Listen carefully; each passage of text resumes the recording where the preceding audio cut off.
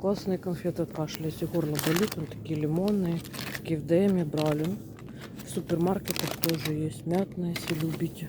1,89. Да, вижу.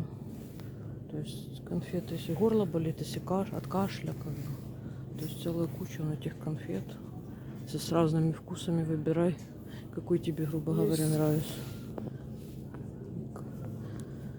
Прикольно, краутер, да, травяные, какие хочешь есть.